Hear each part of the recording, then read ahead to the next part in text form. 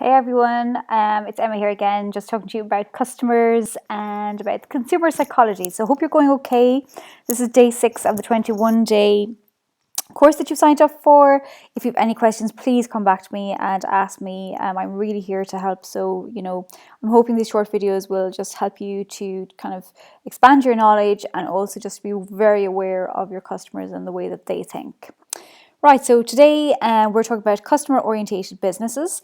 And the whole point of this quick video is that you understand, and I know most of you do, but just to re emphasize that customers are so important and that your marketing, everything needs to be geared towards customers and be orientated towards your customers. Because in the corporate world in particular, there was a trend away from the customer for a long time. So some people still have that kind of attitude towards their customers. So just to be aware that having a marketing customer oriented business is really, really good.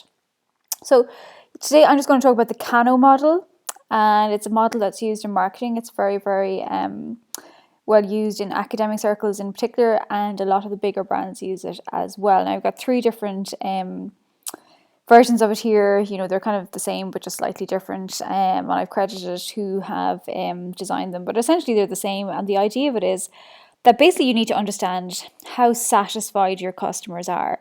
So for example, are you meeting their needs? Are they dissatisfied?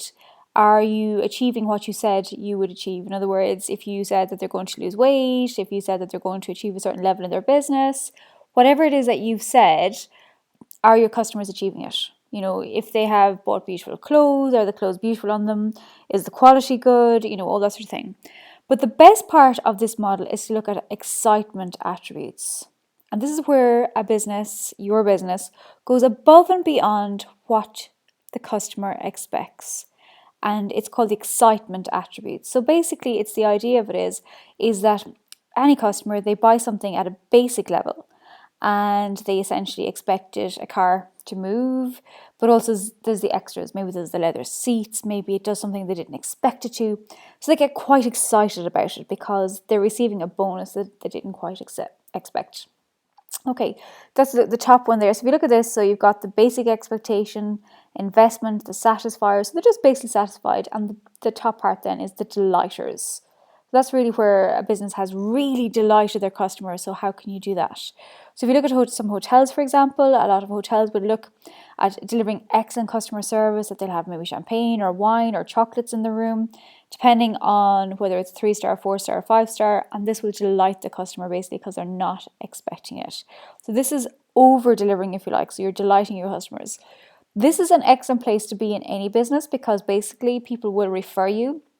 They will say how good you are. They'll speak about you in such a positive light because they are delighted.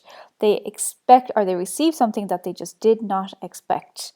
And you can see here is the third one there. So again, it's about the excitement needs, delighters, performance needs, and then the basic needs. So really you want to be moving upward on the scale to delight your customers. And I suppose the basic thing here, and the basic emphasis today on customer orientated businesses, is that you create a delightful experience for your customers so that they will come back to you again and again, that they'll refer to you, that you can upsell to them, and that basically there's a really good dynamic there, a really good customer relationship.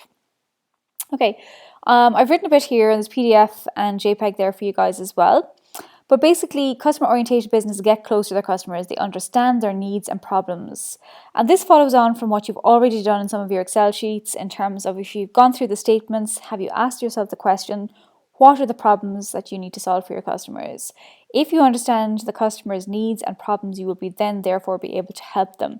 And this again will help you to understand how you can delight your customers. When personal contact is not possible, this sometimes can be the case. Sometimes when you're a smaller business, you can have personal contact. And this is where you're going back to the customer and saying, hey guys, how did you find this? What's good? What's not? And asking your customer to be very honest with you so that you can kind of reform the product or service that you provide. In other words, you're providing the best experience for your customer through market research. Now, if you don't have, the means of contacting them, that you look at formal marketing research, so surveys, you're looking at focus groups, those type of research, but equally you can look at quantitative, so any research that's available in the media in general as well, to have a look at that can help you as well. But basically, the key to marketing success is to exceed the value offered by competitors as well, just to keep that in mind. Always bear your competitors in mind. So what do you provide? What do you do? What's your niche, or niche as Americans would say? So I know there's a few Americans here and Australians use pronounce niche, and we pronounce it as niche in Ireland and the UK. So just a bit of useless information for you there. But essentially, going back to the customers, the key to marketing success is to exceed the value offered by your competitors. That is super important. This is where you're delighting your customer because they know they've got the best. They really didn't expect whatever it is you've delivered, and they're absolutely delighted.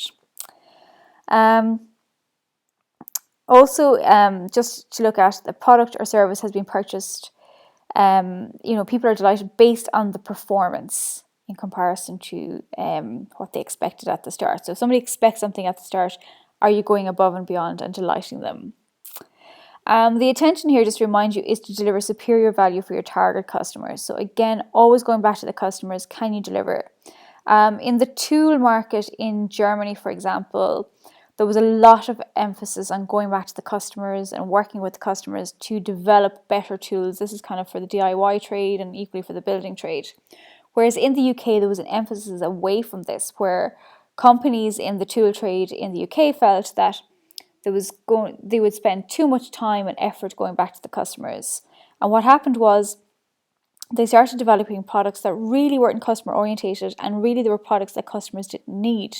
Whereas the German tool market exploded because they were constantly working with their customers, working towards providing excellent service, working towards providing new products that would help the customers. So all around, in the case of the German tool market, the customers were delighted, whereas with the UK, they were just kind of, it's okay. The products were doing just what they said, but nothing kind of major. So what can you do in your business? How can you delight your customers? Is there something small that you can do that's extra, but that people will be delighted with? Look at your offerings, rejig them perhaps, rewrite them, get people to evaluate them independently, ask your customers, and really sit back and think. A lot of these exercises, you've got to sit back and think, okay, what does this mean for my customer? What does this mean for my business? How can I help them? How can I satisfy them, delight them? What can I do?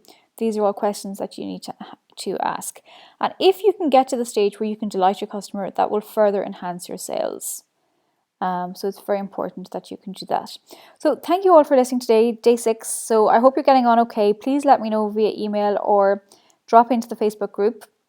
There's only a small number of people on this beta test, or this beta course, I should say. So please, I'd like if you all connect with each other and to post some comments as well. That'd be great. So thanks so much for listening, and talk to you tomorrow.